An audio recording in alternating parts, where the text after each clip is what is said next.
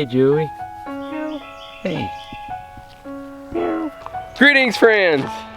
That's Joey right here. One of our cats here. Yeah. Joey's actually a rescue cat that I saved a number of years ago from, he was getting ready to be euthanized because a number of people had adopted him and then brought him back, because Joey is not an indoor cat at all. He just can't be indoors. And a friend of mine had heard about Joey when he was at the pound and was like, hey, I got this cat, he'd be perfect for your farm. Nobody else can deal with him, but I think you can. So I was like, sure, we'll bring a cat to have here outside. Brought him here, and he's been here and been doing great ever since.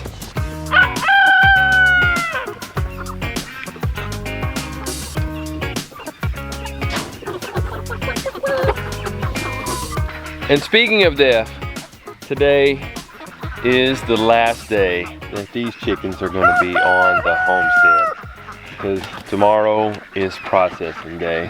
But I tried to give them a great life the whole time that they've been here, since we received them from Murray McMurray Hatchery as chicks, picked them up at the post office, brought them, put them in the brooder, cared for them each day, providing them with feed and water and then fresh pine shavings, and then moving them outside for the first time for them to be on grass and getting the opportunity to be out in the sunshine and eat bugs, and then moving them each day in the chicken tractor here and providing them with feed and water.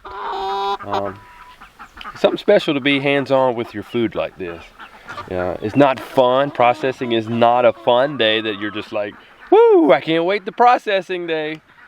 But it is something that's rewarding to know that the story behind the food that we eat, that I took care of them each and every day, made sure they had the best life that I felt that I could provide for them. So it's been neat.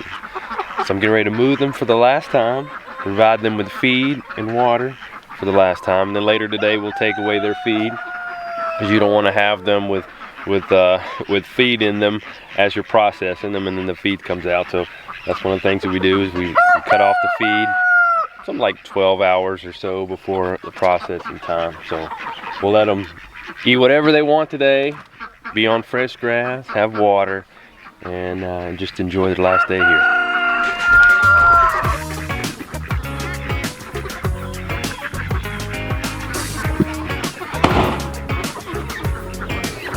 Here we go, guys. Tap, tap, tap. One last time.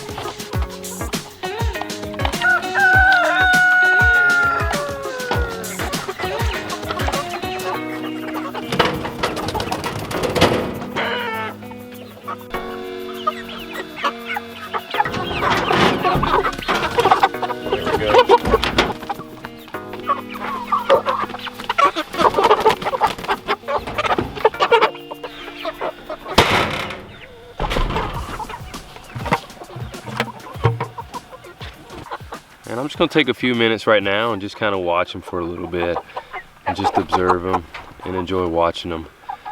This last time that they're enjoying the food that I provided for them.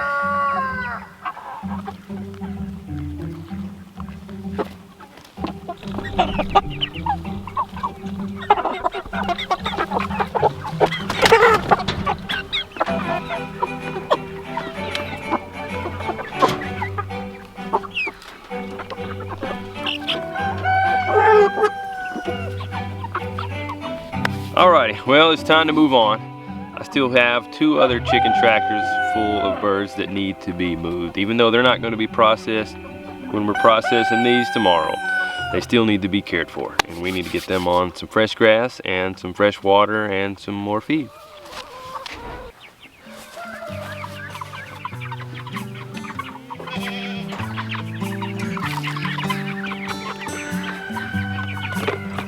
And here we have our black Jersey Giants, which aren't giants quite yet. Still have another month or so in them. Well, they're ready to be processed. Let's go ahead and get their water too.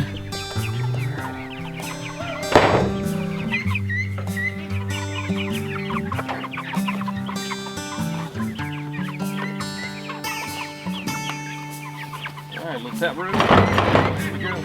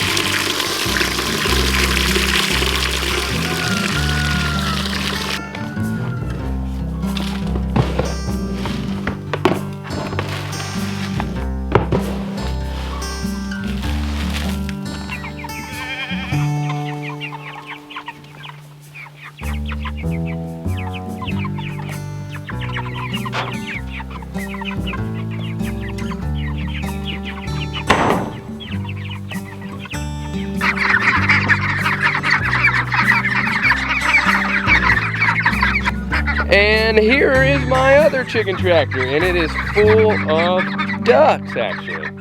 And we're gonna do something a little bit different with them. I'm still gonna provide them with the feed and water that they need. But instead of moving them around, moving them on fresh grass here with the chicken tractor here, I'm actually gonna put them in this fenced-in area here because I messed up my timing and we actually have a trip coming up. So I'm not going to be able to move them around on fresh grass each day. So I'm going to set them up here in this netting while we're gone, electrified netting.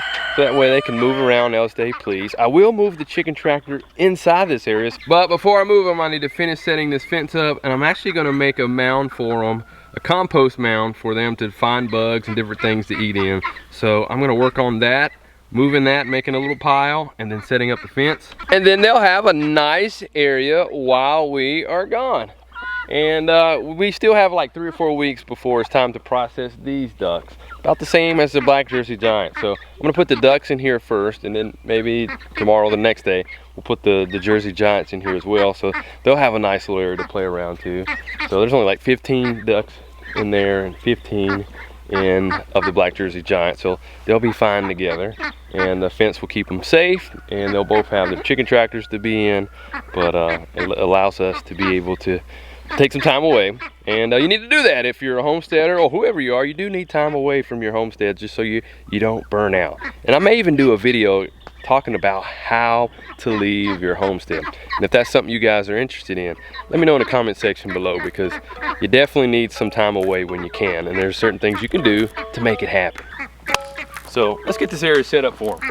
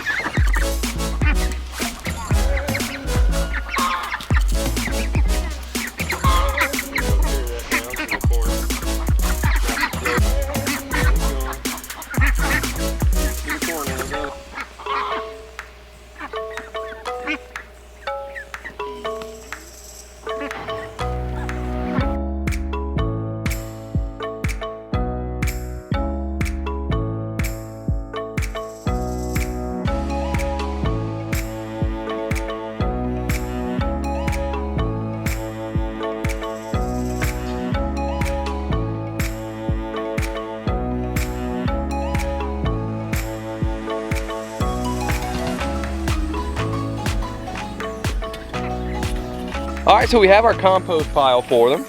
We also have the fence set up. We've moved their duck tractor in here. I have to call it a duck tractor since there's ducks in it, even though it is a chicken tractor, whatever you want to call it.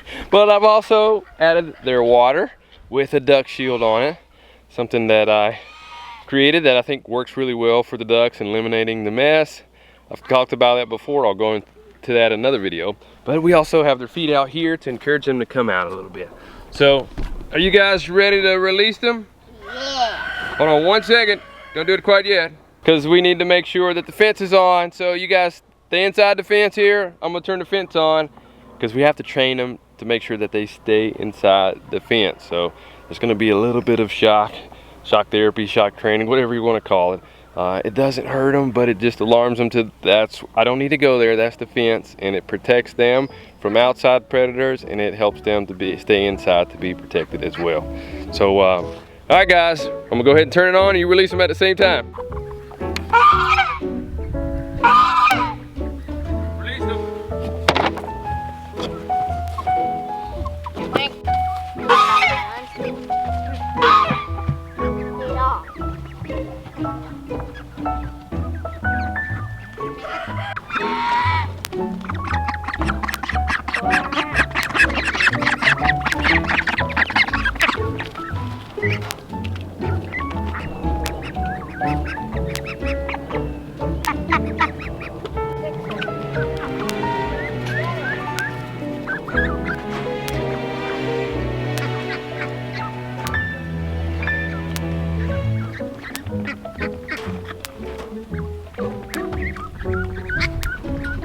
So while the boys are over there keeping an eye on the ducks, Sail and I are gonna be right here, just cleaning up, organizing our processing station here for our processing day tomorrow. So we got plant trays that need to be moved out and get it back to the purpose that we mainly have it for, is processing and a little bit of eating and grilling and some of that fun stuff too.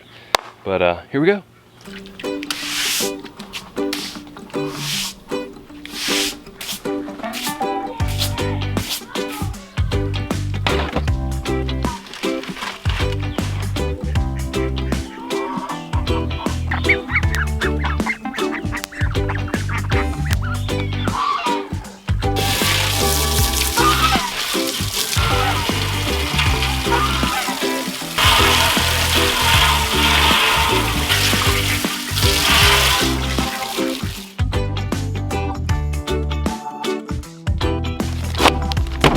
Alrighty, so it looks like we have our area cleaned up for the most part, and I'm starting to set out all the different items that I need for tomorrow. And each time that we go through this processing of chickens, and ducks, we're trying to improve the items that we have, our tools, and just make it a easier process. Even though, like I mentioned earlier, it's not something that it's fun. I'm like looking forward to it. We do look forward to it, but it's not like one of those things where you're just enjoying taking the life, but you do respect the life. Anyways, so one of the things that one of you all, Carrie, blessed me with is an apron to use for processing. So I'm looking forward to using that for the first time. And I never really thought about using an apron until I was processing ducks at Polyface Farm last year. And just using an apron, everyone pretty much was using one there, and I had the opportunity to use one, and just noticing how it keeps you dry.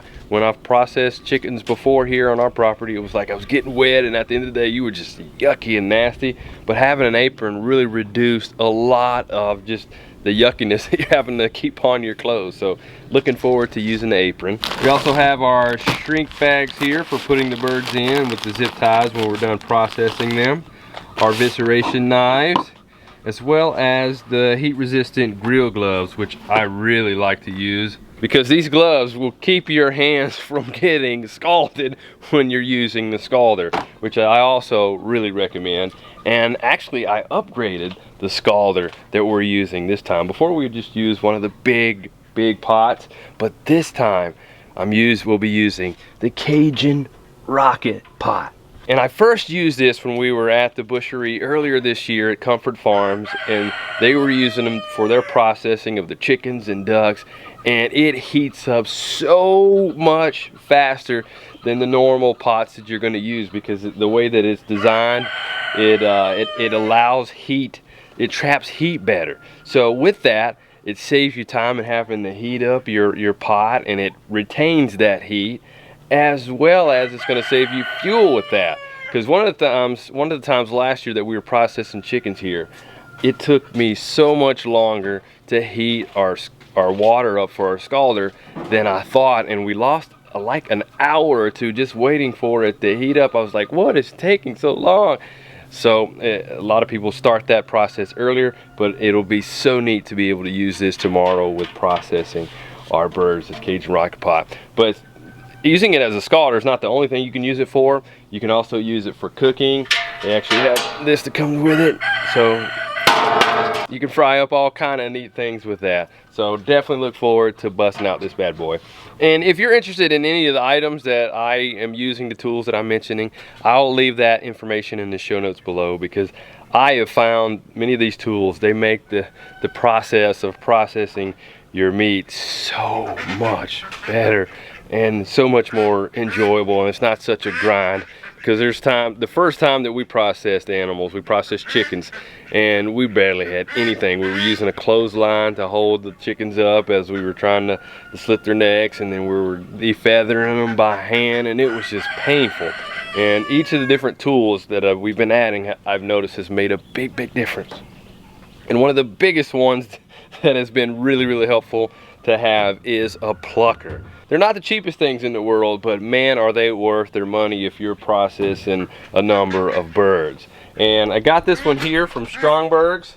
It's really neat, and got all the fingers on there for taking off the feathers.